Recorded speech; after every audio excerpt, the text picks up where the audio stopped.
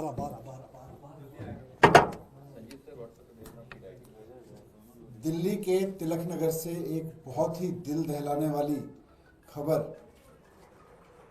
सामने आ रही है, जिसमें एक 7 साल की मासूम बच्ची का बार बार बलात्कार किया गया।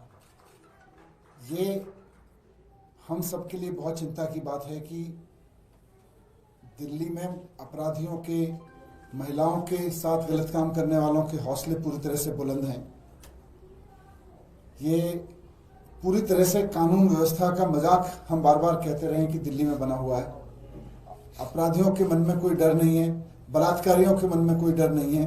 7 साल की छोटी सी बच्ची के साथ भला कोई कैसे बलात्कार कर सकता है?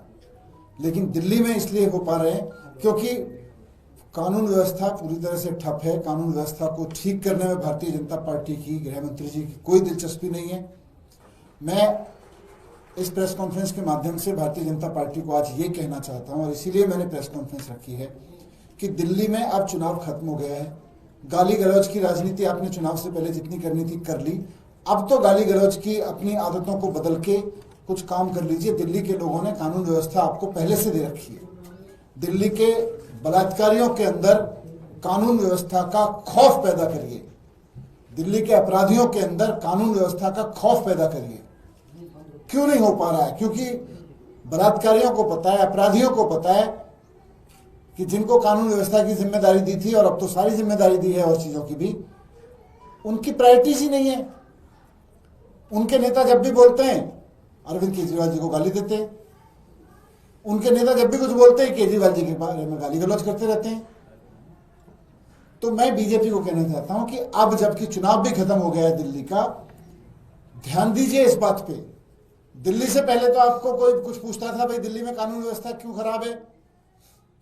आपसे कानून व्यवस्था तो ठीक हो नहीं रही थी।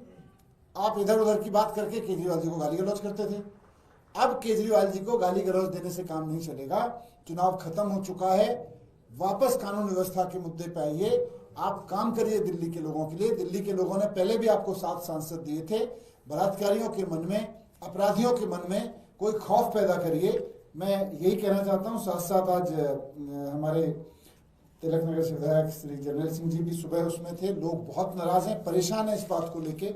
मैं कहूँगा वो भी थोड़ा सा उस पर अपना बयान रखें। जी धन्यवाद सर। तिलक नगर क्षेत्र में 7 साल की मासूम बच्ची के साथ जो दुष्कर्म हुआ, उसको लेकर दिल दुखी भी है और रोष में भी है कि क्यों दिल्ली के अंदर ये मानवता को शर्मसार करने वाली ये जो वारदातें हैं, जो घटनाएं हैं, दिल्ली पुलिस, गृह मंत्रालय रोकने में नाकाम है।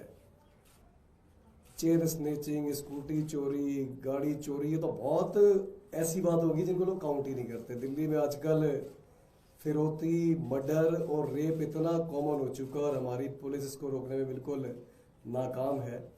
इलाके के लोगों के अंदर, दिल्ली के लोगों के अंदर बहुत ज़्यादा रोष है कि हर दिन बद से बदतर होती इस कानून व्यवस्था का अल्टीमेटली क्या बनेगा। और दिल्ली के लोगों को हमें आश्वासन देना चाहते हैं कि इस कानून व्यवस्था को दुरुस्त करने की जो लड़ाई है, उनके हक की लड़ाई में हम हर इसको सोल्व करने तक उनके साथ खड़े रहेंगे। और आशा करते हैं अपनी न्यायपालिका से कि दोषियों को सख्त से सख्त और जल्दी से जल्दी सजा मिले। और इलाके में शांति व्यवस्था कायम रखने का मैंने लोगों से निवेदन किया है और हम यही उम्मीद करते हैं कि जल्दी से जल्दी दोषियों को सजा मिले। सर, आज बीजेपी की लेजिस्लेटिव मीटिंग हो रही है, उसमें विधायक दल का नेता चुना जाना, मुख्यमंत्री का नाम आएगा। क्या बड़ा आश्चर्य है कि इतने दिन लग गए उनको एक नेता चुनने में। अभी भी चुना है कि नहीं चुना पता नहीं। अपने विधायकों पे उनको भरोसा है कि नहीं है। इसीलिए तो उनको ना दिल्ली के स्कूल अस्पतालों की चिंता है, ना दिल्ली के बिजली पानी की चिंता है। पावर कट लगने लगे हैं, बलात्कार हो रहे हैं, चारों तरफ अनिश्चितता का माहौल बना हुआ है। तो ठीक है, वो तो उनको चुनाव जीते हैं तो जो भी करना करें। न्योता आया है क्या मनीष जी? आप लोग को न्योता आया है? जाएंगे आप लोग? नहीं, मेरे पास आतिशी और केजरीवाल को न्योता आया सर, तो जाएंगे?